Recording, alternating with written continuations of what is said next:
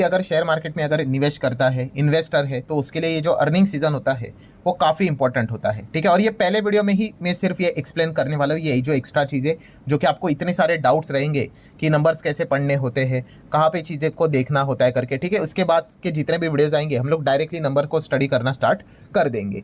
सो Q4 के results अभी हम लोग को देखने को यहाँ पे मिलने वाले हैं, ठीक है। आप सभी लोगों को यहाँ पे पता ही है और ऑलरेडी इसकी शुरुआत तो स्टार्ट हो ही चुकी है, बट आज के दिन की अगर हम लोग बात करें तो बहुत सारे कंपनीज के रिजल्ट्स हम लोग को देखने को यहाँ पे मिल रहे हैं। सो डेफिनेटली सबसे पहले आपका डाउट रहेगा कि ये नंबर्स कहाँ से हम लोग स्टडी कर सकते हैं। तो एनएससी बीएससी के ऑफिशियल वेबसाइट के ऊपर ही आप लोगों के मतलब जो पीडीएफ रहेगा, ठीक है, वो आपको यहाँ पे मिल जाएगा। आप इजीली उस पीडीएफ को डाउनलोड करके खुद से वो नंबर्स को यहाँ पे स्टडी कर सकते हो। देन अगर हम लोग यहाँ पे बात करेंगे दोस्तों, तो कौन से कंपनी के नंबर इस वीडियो में हम लोग स्टडी करने यहाँ पे जा रहे हैं, तो वो कंपनी है इरेडा। सो इरेडा के नंबर्स को हम लोग स्टडी करने की कोशिश यहाँ पे करेंगे। पहले तो डिस्क्लेमर भाई बहुत क्लियर कट रहेगा, कोई रिकमेंडेशन नहीं है यहाँ पे, सिर्फ स्टडी पर्पज़ के लिए, एजुकेशनल पर्पज़ से रिलेटेड वीडियो है। आपको जो भी डिसीजन लेना है, ठीक है, वो आप अपने फाइनेंशियल एडवाइजर के साथ डिस्कस करके डिसीजन ले सकते हो। तो जैसे कि मैंने हमेशा आप लोगों को सिखाया कि किसी भी कंपनी के नंबर पढ़ते वक्त डायरेक्टली रिजल्ट्स को पढ़ना नहीं होता है। पहले तो आपको पता होना चाहिए कि भाई आप कौन से बिजनेस के नंबर्स को पढ़ रहे हो, ठीक है। कोई भी शेयर का नाम जो रहता है भाई, उसके पीछे अंडरलाइंग असेट क्या है, बिजनेस, वो धंधा क्या है, वो आपको पता होना चाहिए। वही नहीं पता है, सिर्फ नंबर को स्टडी करोगे, 100 का 200 हुआ है, 300 हुआ है या 400 हुआ है, तो उसमें कोई मज़ा नहीं है। तो आपको प्रॉपरली कंपनी के बिजनेस की समझ होगी तो ही आप मार्केट में टिक पाओगे। सिर्फ नंबर खेलोगे तो काफ़ी मुश्किलें हो सकती है। तो इरेडा की अगर हम लोग बात करें, पहले तो आप यहाँ पे देख सकते हैं क्या है, ये fully government company, fully own government company, ठीक है। एंड ऑल्सो क्या है, ये एक रजिस्टर्ड एनबीएफसी हम लोग को देखने को मिल जाती है, नॉन डिपॉजिट टेकिंग एनबीएफसी है विद आरबीआई, ठीक है। मतलब ये कोई डिपॉजिट से पैसे उठाती नहीं है। अगर इनको फंड रेजिंग करना है तो अलग अलग जो पैतरे रहते हैं उसको अपना सकती है। बाकी एनबीएफसी की तरह जो डिपॉजिट लेते हैं उस प्रकार से इनका काम यहाँ पे नहीं चलता है। अच्छा, जब भी मैं इस प्रकार की बात करता हूँ भाई ये गवर्नमेंट कंपनी है, उसमें भी काफ़ी लोगों के कमेंट आते हैं कि सर आपको कैसे पता चलता है गवर्नमेंट कंपनी। तो बहुत ही सिंपल है, आप किसी भी कंपनी का शेयर होल्डिंग पैटर्न चेक करो। अभी जैसे कि इरेडा का ही चेक कर लेना, तो प्रमोटर आपको कितना नजर आ रहा है, 75%। तो प्रमोटर को अगर आप चेक करोगे तो इसमें नाम देख लेना, आपको नाम मिल जाएगा, क्या लिखा है, प्रेसिडेंट ऑफ इंडिया, ठीक है। ये अलग अलग इनके कंपनीज या फिर डिपार्टमेंट्स देखने को मिल जाते हैं। सो प्रेसिडेंट ऑफ इंडिया आप देख सकते हैं 75% है। सो किसी भी कंपनी में 51% के अगर किसी की होल्डिंग होगी मोर देन 50%, तो हम कह सकते हैं वो कंपनी उसकी मतलब यहाँ पे हो जाती है, ठीक है, वो उस कंपनी का मालिक हो जाता है। सो ये और गर्मियों में अरे प्यास बुझाने के लिए कंपनी जो कि आप यहाँ पे देख सकते हो। अगर आप चाहो तो विकिपीडिया के ऊपर देख सकते हो। इरेडा से रिलेटेड अगर आप चीज़ों को चेक करोगे तो ओनरशिप में आप देख सकते हो क्या लिखा है, गवर्नमेंट ऑफ इंडिया, वही चीज़ 75% होल्डिंग सरकार के पास देखने को यहाँ पे मिल रही है। सरकार कितना भी कम कर दे, जिस दिन सरकार ने 50 से कम कर दिया अपनी होल्डिंग, तो फिर ये गवर्नमेंट कंपनी नहीं रही।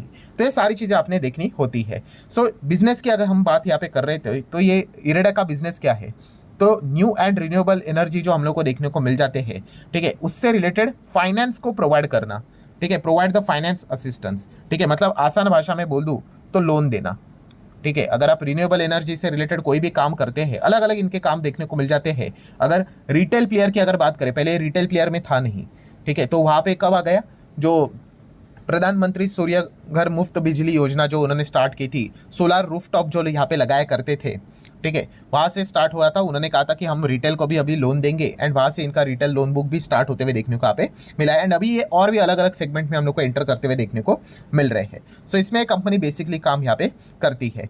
सो नेक्स्ट अगर हम लोग यहाँ पे बात कर रहे हैं कि इरेडा के नंबर्स को हम लोग पढ़ने की कोशिश यहाँ पे करेंगे, तो ठीक है, नंबर्स को हम लोगों ने यहाँ पे ओपन कर लिया है। एंड नंबर्स में भी जैसे कि आप देख सकते हो ये कंसोलिडेटेड नंबर है, ठीक है। तो कंसोलिडेटेड को हम लोग यहाँ पे पढ़ना प्रेफर करेंगे। एक बार हम चेक कर लेते हैं कि फिगर्स किस में है। तो फिगर्स आप देख सकते हो दोस्तों, रुपीज़ इन करोड़ में है, ठीक है। ये चेक करना बहुत इंपॉर्टेंट चीज़ यहाँ पे हो जाती है। फाइन। सो अभी अगर हम लोग यहाँ पे चेक करेंगे, इसके बाद क्या चेक करना होता है, सीक्वेंस। ये सारी चीज़ें मैंने उस वीडियो में आपको सिखाई है, इसलिए मैंने वो आपको बताया, उस वीडियो का लिंक मैंने यहाँ पे दिया है। ओके, सो आप यहाँ पे देख सकते हो पहले क्या लिखा है, 31 मार्च, ठीक है। 31 मार्च मतलब क्या, वही Q4 जो अभी हम लोग को देखने को मिल रहा है ये साल का। देन ये कौन सा है, ये दिसंबर है, मतलब ये Q3 का है। और ये भी कौन सा है, ये Q4 का ही है, बट पिछला साल 2024 का है, ये 2025 का है। सो ईयर ऑन ईयर कंपैरिजन है, ये मंथ ऑन मंथ कंपैरिजन है, ठीक है भाई। नए लोगों के लिए थोड़ा सा पहले वीडियो में इतना बताना पड़ता है, जो लोग ऑलरेडी चैंपियन यहाँ पे बन चुके हैं भाई, उनके लिए तो बोरिंग चीज़ें होंगी। एनीवेज, तो स्टार्ट करते हैं। सबसे पहले टोटल इनकम कितना है, टोटल कमाई कितनी हुई है इरेडा की इस वक्त की, 1915 करोड़, ठीक है। ऑब्वियसली पॉइंट भी है, 0.64 भी आप कह सकते हो। इतना हम लोगों को करोड़ों में कमाई होते हुए देखने को मिल चुके हैं, रेवेन्यू बोलते हैं। जो लास्ट क्वार्टर में कितना था, लगभग 1700 करोड़ के आसपास था, 1698, मतलब 17 के आसपास आप ऐसे अप्रोक्सीमेटली कह सकते हो। और एक साल पहले कितना था, 1391, मतलब 1400 करोड़ के आसपास। थोड़ा सा कंपैरिजन के लिए राउंडेड लिख रहा हूँ, प्रॉपर फिगर आपके सामने है। सो आप देख सकते हैं रेवेन्यू, जो कंपनी का टोटल इनकम देखने को मिल रहा है, वो लगभग एक साल पहले 1400 करोड़ के आसपास था अप्रोक्सीमेटली। वो इस वक्त 1900 करोड़ के आसपास है, मोर देन 1900 करोड़, ठीक है। तो ईयरली इनकम काफ़ी अच्छा बढ़ा है।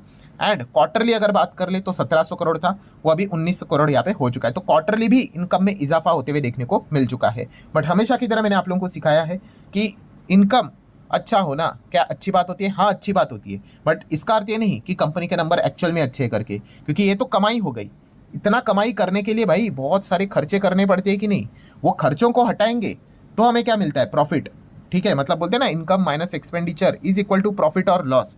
तो ये एक्सपेंस पढ़ना भी इंपॉर्टेंट चीज़ यहाँ पे होती है। ऐसा नहीं होना चाहिए कि भाई इनकम यहाँ पे डबल हुई है, ट्रिपल हुई है, बट खर्चे 4-5 गुना बढ़ गए, तो भाई कंपनी घाटे में जा सकती है। तो चलो कंपनी के खर्चों को भी यहाँ पे देख लेते हैं, ठीक है। सो टोटल एक्सपेंसेस कितने, 1285.91 करोड़, जो कि पिछले क्वार्टर में 1160.78 करोड़ था, और एक साल पहले 900 करोड़ के आसपास देखने को यहाँ पे मिल रहा है। अभी एक जो बिगनर होता है उसको थोड़ा सा ऐसा लगता है, अरे यार खर्चे तो देखो सालाना यहाँ पे बढ़ गए करके। तो दोस्तों, जितना आपका बिजनेस बड़ा होगा, आपके खर्चे भी अकॉर्डिंगली उतना बढ़ते ही है, ठीक है। अभी लोगों की सैलरी भी तो आपको देना, बढ़ा कर ही देनी पड़ेगी, ठीक है। ऊपर से गवर्नमेंट कंपनी है तो बेसिकली तो सैलरी तो बढ़ेगी ही बढ़ेगी, ठीक है। मतलब आपको मैं नॉर्मल चीज़ें यहाँ पे बता रहा हूँ। तो ऐसा नहीं होना चाहिए कि सोच कि इनकम बढ़नी चाहिए और खर्चे तो भाई नीचे नीचे जाने चाहिए करके। तो ऐसा प्रैक्टिकली चीज़ें होती नहीं है। अगर आपको बड़ा बिजनेस बनाना है तो आपके खर्चे भी अकॉर्डिंगली बढ़ते हैं।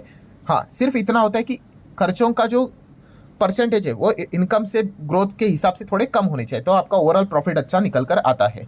सो इनकम माइनस एक्सपेंडिचर करेंगे तो क्या मिलेगा? प्रॉफिट या फिर लॉस मिलेगा। सो देख लेते हैं यहाँ पे सबसे पहले प्रॉफिट कहाँ पे है, तो ये चेक कर लेना। प्रॉफिट ये क्या है? बिफोर टैक्स का प्रॉफिट है। कितना है? 629.7, चलो राउंडेड फिगर ले लेते, 630 करोड़। ये कितना था? 538 करोड़ 3 महीने पहले, और एक साल पहले लगभग 480 करोड़। तो 480 करोड़ कितना हो गया? 630 हो गया, जंप देखने को मिल रही है। 538 कितना है? 630 करोड़ देखने को यहाँ पे मिल रहा है, तो यहाँ पे भी जंप देखने को मिल रही है। बट ये कौन सा है? प्रॉफिट बिफोर टैक्स है, तो ऑब्वियसली आपको यहाँ पे टैक्स देना पड़ता है, ठीक है। तो टैक्स भी सब कुछ माइनस करने के बाद final profit for the period और द ईयर, ये हम लोग को देखने को मिलेगा। ये प्रॉफिट आपको अलग अलग वेबसाइट जगह के ऊपर देखने को मिलेगा, जो कि लगभग 501 करोड़, 501 502 राउंडेड जैसा चाहे बोल सकते हो। देन 520 कितना? 425 करोड़ था 3 महीने पहले, और एक साल पहले कितना? 337 करोड़ था। तो 337 करोड़ कितना हो गया? 502 करोड़ हो गया। एंड 425 करोड़ कितना हो गया? 502 करोड़ हम लोग को देखने को मिल रहा है। तो न्यूमेरिकली तो हम लोग को प्रॉफिट कंपनी का ज़्यादा देखने को यहाँ पे मिल रहा है, क्वार्टरली ईयरली अगर हम लोग बात करें तो। देन उसके बाद हम लोग कौन सी चीज़ों को चेक करते हैं? Yes, earning per share, EPS, ठीक है। सो ईपीएस को जब भी आप पढ़ते हो, ठीक है, थोड़ा सा सावधानी बरतनी होती है। किस कॉन्टेक्स्ट में? कि अर्निंग पर शेयर का फॉर्मूला क्या होता है कि आपका net profit divide by number of share outstanding जो भी रहते हैं वो।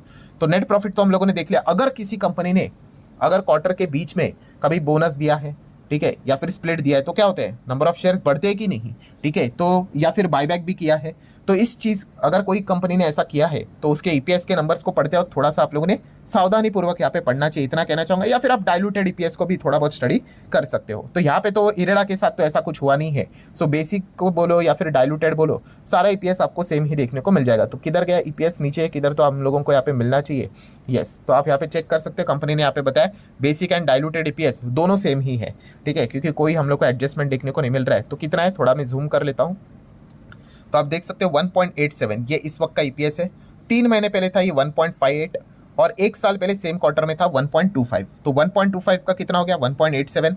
1.58 का कितना हो गया? 1.87 तक हम लोग को ईपीएस जाते हुए देखने को यहाँ पे मिल चुका है। मतलब शुरुआत से अगर हम लोग यहाँ पे अंत तक बात कर ले, जो कंपनी ने इनकम दिखाया था, रेवेन्यू दिखाया था, वहाँ से जो जंप देखने को मिली थी quarterly as well as yearly, वही चीज़ें हम लोग को एनपीबीटी में देखने को मिली, वही चीज़ें हम लोग को एनपीएटी में देखने को मिली, एंड वही चीज़ें हम लोग को अर्निंग पर शेयर में भी कंटिन्यू होते हुए देखने को यहाँ पे मिली है, ठीक है। तो ज़रूर हम यहाँ पे कह सकते हैं इरेडा की अगर हम लोग नंबर्स की अगर बात कर रहे हैं तो क्वार्टरली ईयरली हर सेगमेंट में हम लोग को क्या देखने को मिल रहा है? प्रीवियस जो भी परफॉर्मेंस था क्वार्टरली और ईयरली, उस हिसाब से हम लोग को इस वक्त जंप देखने को यहाँ पे मिल रही है। सो ठीक है दोस्तों, आशा करता हूँ ये वीडियो हेल्पफुल लगा होगा। आप चाहो तो इसको लाइक एंड शेयर कर सकते हो। मिलते हैं अगले वीडियो में, तब तक के लिए।